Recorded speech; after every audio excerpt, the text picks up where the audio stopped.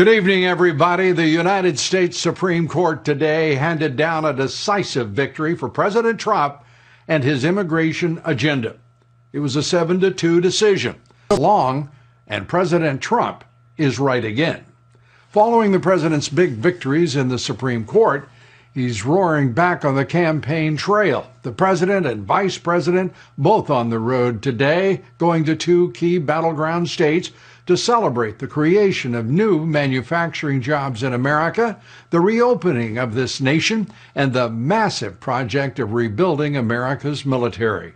President Trump in Wisconsin this evening, where he's touring a shipyard in northeastern Wisconsin, while Vice President Pence is touting the production of a new American-built all-electric truck at a Ford factory in Lordstown, Ohio.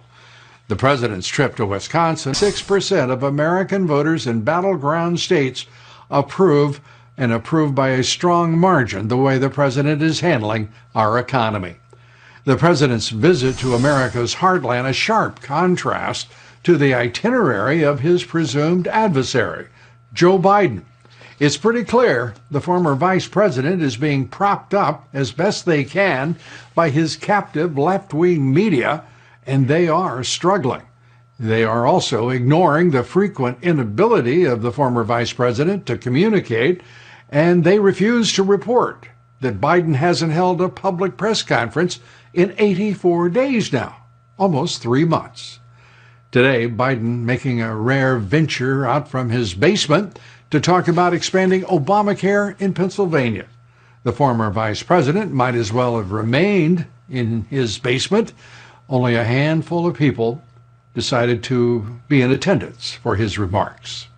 Well, new questions being asked this evening about whether Attorney General William Barr will reconsider former President Obama and former Vice President Biden as potential targets of the Obamagate investigation. A D.C. appellate court yesterday ruled in favor of his former National Security Advisor, Michael Flynn. The appellate court ordered the Clinton-appointed judge, Emmett Sullivan, to follow Department of Justice orders to dismiss the case, to pay some attention to our Constitution, and to immediately dismiss that Flynn. Judge Sullivan seems once again to be defying the appellate court and the Justice Department. He has dismissed the case as the court ordered.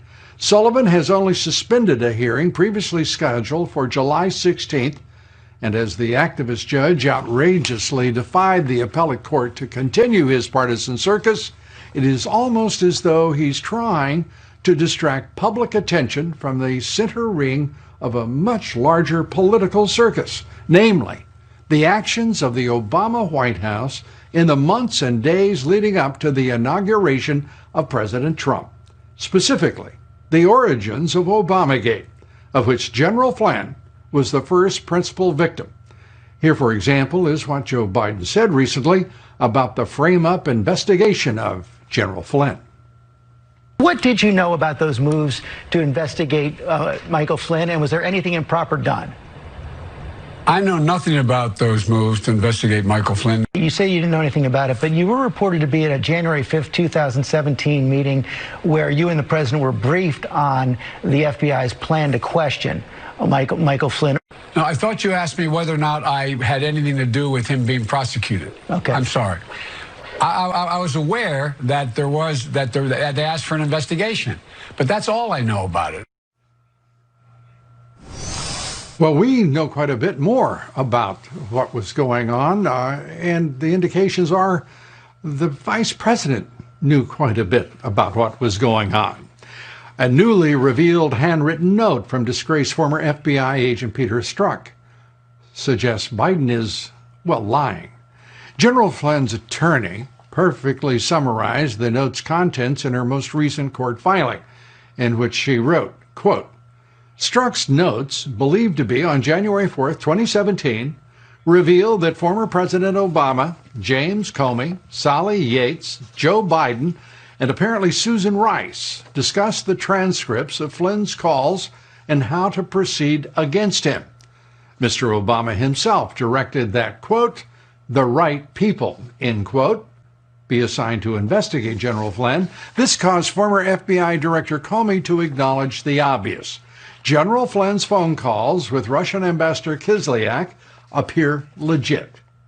Comey's quote, according to Strzok's notes, it appears that Vice President Biden personally raised the idea of the Logan Act that became an admitted pretext to investigate General Flynn. Strzok's note, even in its redacted form, further connects the Obama White House to the radical Dem and deep state's efforts to undermine and perhaps try to overthrow President Trump. Everything, it seems, was known at the very top. But so far, Attorney General William Barr has been unwilling to question either Obama or Biden. FBI Director Christopher Wray seems to be, well, in some kinship with the Attorney General. As you listen to what he told our Brett Baier about the Flynn case, keep in mind it is his department that withheld the exculpatory evidence for almost 3 years against General Flynn. I will say that, of course, the Flynn investigation, which took place before I started, and then by the time I started was in the hands of the special counsel's office, is something that has, in my view, raised serious concerns and questions, which is why I ordered an after-action review by our inspection division to take a look at whether or not the FBI's policies and procedures need to be changed, and if there are any current employees left who may bear any responsibility for misconduct. He seems highly animated, doesn't he? He seems determined to root out evil wherever it may be in his domain. Hardly. Well, only current employees, he says, will be looked at. It's about time that changed. Former President Obama and Vice President Biden are now clearly at least aware of the reasons behind the greatest political scandal in American history. They should, of course, answer for that. And if Chris Wray can't see that, it may be time for President Trump to make more changes, desperately needed changes. You know, and I congratulate you for standing up. I want to point to some people who are not standing up. Yes. But first, let's share with the audience the president's views and what he has said about this. Here is President Trump on this very issue. I think many of the people that are knocking down these statues don't even have any idea what the statue is, what it means, who it is. They're looking at George Washington. They're looking at Abraham Lincoln, Thomas Jefferson. Not going to happen. Not going to happen. Not as long as I'm here. The president making it very clear. Where is the conference? Where are other Republicans standing up with this president and having the guts to say to these ignorant mobs, stop it now, and to the ignorant, principally Democrats who are mayors and governors, stop it now? Before, I just can't believe what we're watching here as a nation, as we are we have elected officials and law enforcement officials just permitting wanton destruction of public property. Exactly, but they'll arrest you if you go to church. What we're finding here is the Democrats' silence on this destruction is shameful. What we have found is inside the Republican conference, you see us standing up a number of pieces of legislation, the president standing up time and again. But a lot of these jurisdictions happen to become local. So how can we make sure that they stand up for the rule of law, the foundation of America? Look at Nancy Pelosi's district. You know who got torn down? What statue? St. Sarah. St. Sarah, who had in 2015, I stood with Nancy Pelosi and the Pope and prayed before the statue of St. Sarah in the Capitol. She has said nothing about this. They want to go after Ulysses S. Grant that fought. Look what they did in Wisconsin. Not only did they tear a statue down of somebody who fought slavery, they knocked out a Democrat state senator. Literally knocked him out. This is this mob mentality that goes against the rule of law. And Lou, you understand this better than anybody else when it comes to the Constitution and others. One of the greatest foundations we have in America is the rule of law. They are going against the rule of law. And if we break down the rule of law, we will lose society. And that's the goal behind a lot of these people. If you ask them their philosophical beliefs, they're Marxists, they're socialists, and they're overriding, taking a situation beyond where they should be and trying to tear down the history of this nation. And we all should stand up against it. Well, I certainly I hope that both Democrats and Republicans will do so and follow this president's lead because it's past time that they begin to do so. Putting restrictions on bank dividends and stock buybacks for big banks trying to protect the financial system after looking at the recent stress test following the China virus pandemic. A reminder to listen to my reports 3 times a day, coast to coast, on the Salem Radio Network. Coming up next here, more on the corrupt actions of the Obama White House, which targeted the incoming Trump administration. Does Attorney General William Barr need to take Obama and Biden off the free pass list? Congressman Jim Jordan takes it up with us here next. Please stay with us. Breaking news, Attorney General William Barr will testify before the House Judiciary Committee on July 28th. The chairman of that committee, Jerry Nadler, has made it his mission, he says, to impeach Barr. Nadler had also threatened to slash Barr's entire personal office budget if Barr didn't testify. Clearly, the fearsome Nadler, radical dim that he is, has intimidated the Attorney General of the United States into testifying. This is going to be good. Nadler, you know, doesn't stand a chance here. The radical Dems are questioning another hearsay whistleblower. That's right, the radical Dems have come up with another one. Aren't they clever? Aaron Zelinsky, a former member of the Robert Mueller special counsel team, should I say the failed special counsel team, accusing Attorney General William Barr himself and other members of the Department of Justice of being too lenient and giving leniency to Roger Stone because of his relationship with Trump. Here's what Congressman Jim Jordan made of Mr. Zelinsky yesterday. You allege all kinds of politics. You go after the Justice Department, you go after Bill Barr, you go after the president. You file a sentencing memo on February 10th recommending 7 to 9 years. The very next day, your boss files a supplemental sentencing memo recommending 3 to 4 years. And 9 days later, Judge Berman Jackson picks the 3 to 4 year sentence. So the judge disagreed with it. Well, joining us now, the very same Congressman Jim Jordan, ranking member of the House Judiciary Committee and on the House Oversight Committee as well. Congressman, you made mincemeat of this fellow. I can't believe they come up with the same tired nonsense, these radical Dems, and the same, what would the president call them, sort of low energy objects? I mean, this is a pathetic wretch.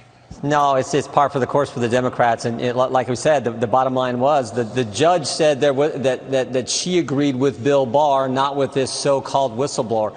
But the really big news yesterday, Lou, is think of all we learned. First, yesterday, Mike Flynn completely exonerated. Victory for the rule of law, victory for President Trump, a victory for Mike Flynn and his family and the whole country. Second, we learned that Joe Biden, who even though 2 months ago he told us he had nothing to do with the Flynn investigation, we've learned in the last few weeks, A, he unmasked Michael Flynn's name, and yesterday we learned he was the one suggesting that they used the Logan Act to try to trap Michael Flynn and go after him. We learned all that yesterday. In addition, the guy who told Mr. Zelinsky, I think Bill Barr is exercising politics on the Roger Stone decision, this guy named Mr. Cooney, turns out he's the same guy who told Andy McCabe, hey, we're not going to prosecute you. So I want to know, I want to talk to this Mr. Cooney at some point. That's why we got his name yesterday from Mr. Zelinsky. So we learned all that in one day in a hearing where the Democrats are supposed to be attacking Bill Barr. It fell flat because the American people and the facts show that Bill Barr is doing a good job. You know, these radical Dems, I don't think they have a full understanding of just what fools they look like before the American people. And they aren't fooling many folks, in my opinion. I want to go to, if we may, the struck note, because it is fascinating to me. And if we could put this up the full screen. This is the president, as Strzok records, memorializes the meeting and the conversation. The president saying, make sure you look over things and have the right people on it. Is there anything is there anything, well, we've got the wrong full screen up there, but nonetheless, we're going to try again because we are undaunted by such things. Well, here, that's a second try, but we're still not there. Let's go with what we've got. Lou, the right people... Kislyak and Flynn, the calls appear legit according to Comey. Right. That's news in and of itself. But the bigger statement is the president, I think, Lou, saying put the right people on the case. Because understand what happens in the next 20 days. 2 days after this meeting takes place on January 4th, 2017, 2 days later, Comey goes to Trump Tower, briefs the president on the dossier. After Clapper and Brennan leave, he sticks around, briefs President-elect Trump on the dossier that Jim Comey already knows is a false document and knows is paid for by the Clinton campaign. They brief the president so they can leak the fact that they briefed the president, and the press will report that. A few days later, Ignatius writes his story to try to take the edge off of Michael Flynn so he doesn't suspect anything. And then a few days after that, January 24th, Jim Comey, even though the agents on the Flynn case wanted to drop it back on January 4th, on January 24th, Jim Comey sneaks guys into the White House, doesn't notify the White House counsel, doesn't follow the rules, doesn't follow the process you're supposed to follow, sneaks them in to set up Michael Flynn. And we know they were trying to set him up because we have Bill Priestap, Peter Strzok's boss. We have his handwritten notes where he said, what's our goal? Is it to get Flynn to lie and so we can fire him? And that is exactly what they did. So this is all part of this 20-day time frame where they are sequencing out their insurance policy to make sure we don't discover what they did. And the sad fact is, or the good news for us is, we did discover it, and it's all coming out now. And ultimately, we'll get completely to the bottom of this when John Durham's investigation is complete. I want to share with you, because you're on the Judiciary Committee, one of the most idiotic things I've seen said by a senator who frankly says some idiotic things. It's not the frequency that so much as it is these stand alone. This is what he said in regard to the appellate court decision. If we could put up this full screen now. This is Lindsey Graham saying about the order to follow the Justice Department motion to dismiss the case. Justice, finally justice. Justice delayed is better than no justice. I've got to ask you, we've just watched as a featured principle of the greatest political scandal in the country's history. Yeah. Organized and with the knowledge of the president and the vice president of the United States, according to Peter Strzok's notes. And this chairman of the Judiciary Committee comes out and says this is just justice delayed. Where in the hell does he live? Yeah, I think Michael Flynn said it best yesterday. I know he was on Rush Limbaugh's show and at some other shows. Michael Flynn said this is a great day for me, a great day for our family, but more importantly, what happened yesterday is a great day for the country, because ultimately Michael Flynn was completely exonerated, a guy who served our country for 3 decades, a general. That to me was the real takeaway from yesterday with General Flynn, and God bless him and God bless his family. Well, that's I think a sentiment we can chime in with, applaud, and share. But I still think it's a damn shame that the chairman of a Judiciary Committee would say something as ignorant as Senator Graham. This should be about justice, and by God, we're still a far distance from justice for those responsible for this atrocity against the general, his family, and against this president as they tried to overthrow him and his administration. Congressman Jim Jordan, we thank you for all that you have done. And up next, new reporting on how Joe Biden used his role as vice president to help out friends and family. The Just the News editor-in-chief, John Solomon, with the story. And more news to break after this break. Stay with us.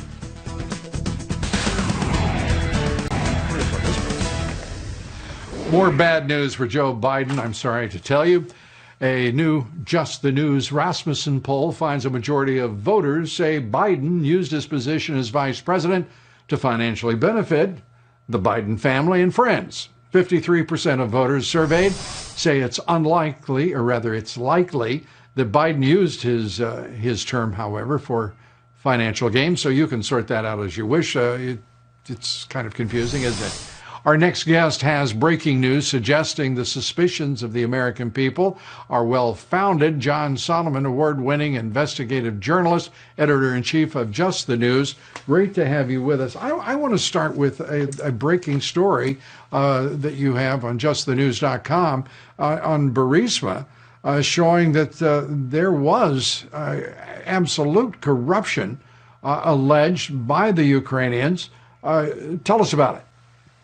Yeah, we obtained under a FOIA lawsuit new documents this week, thanks to the work of the Southeastern Legal Foundation. They worked with us, and the State Department has turned over documents showing that in 2014, at the moment right after Hunter Biden joined the board, Joe Biden's running U.S.-Ukraine policy. His son's now on the board of a defined as a corrupt company in Ukraine. It's under investigation by both the British government and the Ukrainian government. And long and behold, a State Department program, by the way, one envisioned, created by an advisor to Joe Biden, suddenly awards a contract, gives a deal to Burisma for renewable energy participation in this program. This is at a time where if you just did a simple Google search, if you're at the State Department, you did a simple Google search, you'd find out this company, Burisma, was under investigation. The man who signed the contract was publicly identified in court documents as suspected of fraud. And our government is doing business with him. And I think the answer why they were doing business with Burisma was that Hunter Biden and Joe Biden were affiliated with the company. You know, I think there may be another reason, John. It occurs to me that the Obama administration didn't have an inspector general over the State Department for, well, how long was it? 4 years? 5 years? 3 years, 3.5 years, I believe. That's right. There wasn't a single complaint, and yet so much happened at the State Department about which we are only learning, and in large measure because of what you and Just the News are reporting. This is stunning stuff. Where does this lead? Well, listen, one of the big things, and you just had it in your last segment with Jim Jordan, Joe Biden's stories just keep evolving. They evolved on Russia, right? I had nothing to do with Mike Flynn, and all of a sudden he's unmasking Mike Flynn, and he's suggesting the Logan Act, and he's talking to the FBI about the investigation. Same thing on Ukraine. I didn't know anything about Burisma. I didn't know it was under investigation when I fired the prosecutor. Then you find out, well, he did know. I didn't talk to my son. Then his son says, I did talk to me. We didn't do anything at the Obama administration to help them, and now you find out what? They got a contract. They got a deal with an Obama administration program. Joe Biden's story keeps evolving. And usually when a politician's story keeps changing, there's a dirtier story beneath that layer. And that's what we keep digging to find. Well, the dirtiest story of all is that President Obama and Vice President Biden knew in 2017 of the biggest scandal in American political history. That is, namely, that a presidential candidate and soon-to-be president were being spied upon with their full knowledge and apparent approval. Your reaction? Yeah, absolutely. And more than that, they're actively participating in a discussion with the FBI, where the FBI shouldn't be talking to politicians about ongoing criminal investigations. Get the right people on it, use the Logan Act. And why is that really significant? At the moment that conversation occurred, the FBI had just concluded Mike Flynn had not committed any crimes. They investigated him for 5 months. They recommended shutting down the case, and all of a sudden the White House is meeting with the FBI saying, keep it going, find the right people, look at the Logan Act. We have a White House that was concocting a false criminal case against one of their political enemies. Absolutely. Maybe they thought it was all right, John, to be there talking about a criminal case when they themselves were obviously the criminals. John Solomon, thanks so much. Appreciate it. Up next, the head of the FBI comes to the conclusion that China is involved in things against the interest of the United States. Christopher Wray, man on the spot. Wow. We'll take it up with the Hudson Institute's Michael Pillsbury. Stay with us. We're coming right back. Joining us tonight, Dr. Michael Pillsbury, Director of the Center for Chinese Strategy at the Hudson Institute. And Mike, I want to start with what is going on in China. Apparently, Christopher Wray has decided that there is a competition of ideas. He apparently is ignoring the theft of intellectual property, the massive forced transfer, the espionage against the United States government, our allies, our companies, and Wall Street, and and the broad espionage being carried out in our American colleges and universities. What in hell is wrong with the FBI, at least its director? Well, there's two things I wish Director Wray would do, Lou, just to be really specific about it. I think the FBI needs more money for counterintelligence work against China. A lot of FBI agents have complained to me that the director says he talks a good game, as we said, but doesn't actually increase the effort. Now he says there's 2,000 cases that head back to China, but the number of agents involved tracking all of this down is still the same as it was years ago. The second thing, Lou, is more important. He needs to be more proactive with Congress. A lot of FBI agents want to amend the Foreign Agents Registration Act and make it illegal for a lot of this kind of influence that goes on with the Chinese fund, like the Thousand Talents program. Wait a minute, Mike. It doesn't do this. You'd shut down Wall Street. You'd shut down the Chamber of Commerce and the Business Roundtable. I mean, you're taking on corporate America. What are you doing? That is very counter capitalism. No, Lou, I would give them advance warning that if you get something of value from China, tens of millions, hundreds of millions of dollars in profits, and the Chinese ask you to lobby the U.S. Congress or the media, you need to be warned in advance. That's against the law unless you register as a foreign agent. Right now, it's a gray area. It needs to be much clearer, and the FBI itself wants to fix this problem, and some people in Congress want to go along with them. Well, I would guess they would want to go along with them because they're, they're at the trough just as well as the titans of Wall Street and corporate America compete. I mean, I think about it. I mean, the Chamber of Commerce would probably be out of business. And by the way, you and I both know you couldn't get that law passed in a million years because all of that money that flows from Wall Street into the pockets of the poor congressmen and senators on Capitol Hill, it's just not going to happen, do you think? I mean, they're obviously more interested in representing China's interest than paying attention to the President of the United States and worrying about American workers and American families. I'm worried here about your sensibilities. It sounds like I'm tougher on China than you are, Lou. I'm surprised.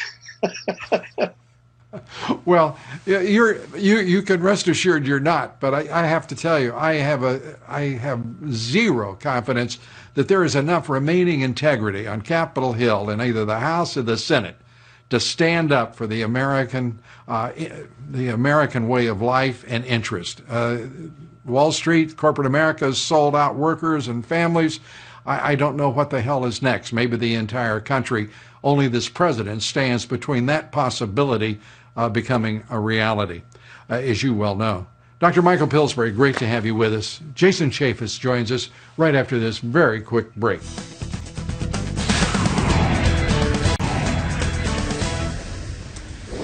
The Economist magazine very confident that Joe Biden will win in November. In fact, the publication says Biden has an 88% chance of winning. Based on the Economist record, however, their prediction is not assured. On Election Day 2016, for example, the Economist ran this headline: Hillary Clinton has got this. Probably. Very probably. Later that night, Clinton is the only authority who now says President Trump is a stone-cold lock to win re-election. He was one of the few to get it right in 2016, so you do not want to miss mystery guest number one next Thursday right here. Joining us now, a man who is no mystery unless he wants to be, Jason Chaffetz. He's former congressman, former chairman of the House Oversight Committee, also Fox Business contributor and great American. Great to have you with us, Jason. Let's start with The Economist. Thanks, and Lou. All of the polls. Those polls, 14 points against the man who puts America first and makes America great. How in the hell could anybody be 14 points of a man who's done all of that?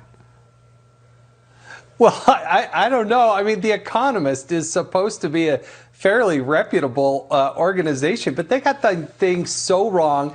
Lots of people got it wrong. I mean, thank goodness. Can you imagine if Hillary Clinton had won this election and all these scandals we talk about at the FBI and these other places, nobody would ever hear about that because it would cover it right up. These people would be in charge. But I got to tell you, you want to wake up with a smile on your face, just look in the mirror every morning and say, I'm so glad Hillary Clinton is not the president of the United States. And your day will be off and rolling in the right direction. Yeah, it's I feel a lot better just knowing President Trump is president. That suits my day just fine. I don't understand, and perhaps you can give us some insight into it. I don't understand the number of Republicans on Capitol Hill who are doing exactly the same stupid nonsense that they pulled in 2018 to throw away the House of Representatives, talking about, and this is coming from Mitch McConnell in the Senate, saying just separate yourself from the president on these issues. Don't follow the president's lead. Just ignore him.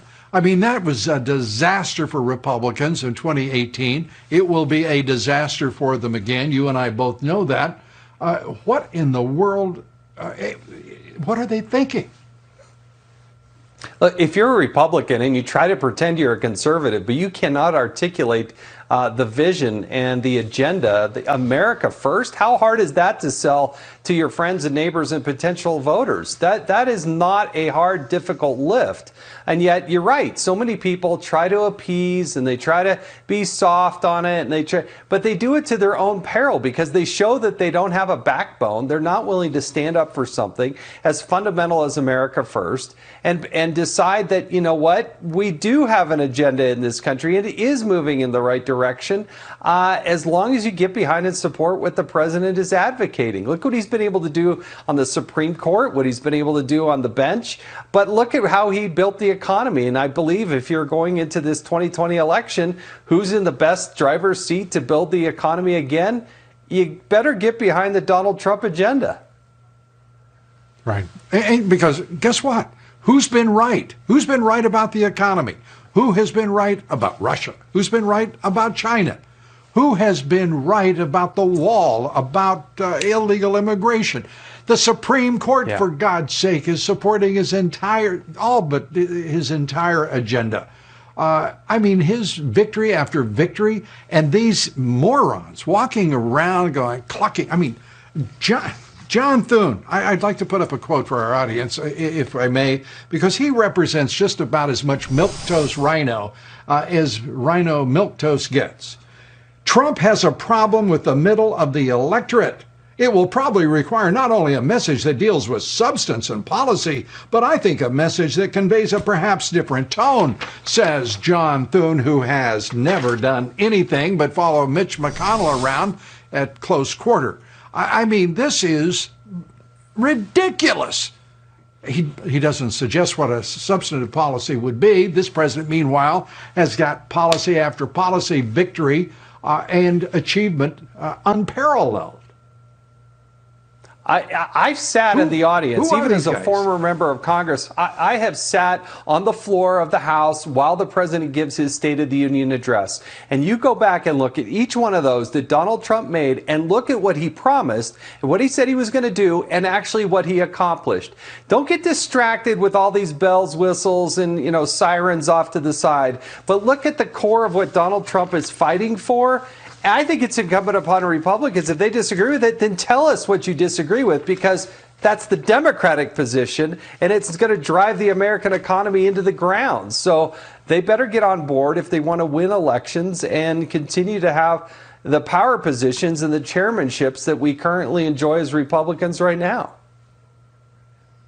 Don't you love the fact that Attorney General Barr has decided to take up Jerry Nadler and his invitation to come talk to the Judiciary Committee in the House? What do you think? That is going to be some pretty fun stuff, don't you think? Oh, I agree. Look, I used to be on the Judiciary Committee there in the House of Representatives. Jerry Nadler can barely negotiate his face mask, pulling it on and putting it off, taking it off, let alone try to match the wits and wisdom of Attorney General Barr. So I'm glad that he's going there. I think he should. They need to have regular communication before the Congress, but Attorney General Barr is committed to that, and I think he will run circles around the attempts by the masterminds like, Jerry Nadler and others on that committee. All I can think of is as Barr enters the hearing room for the House Judiciary Committee, the average IQ is going to go up about 30 to 40 points in that room. Jason, you get the last word. Your thought on where we are right now. No, but I got to tell you, though, you were talking earlier about Director Wray. He isn't getting it done. That's a guy who actually needs to move on. I'm a huge fan of what the Attorney General's doing, but not the FBI director. Yeah. Jason Chaffetz, as always, he's got it right.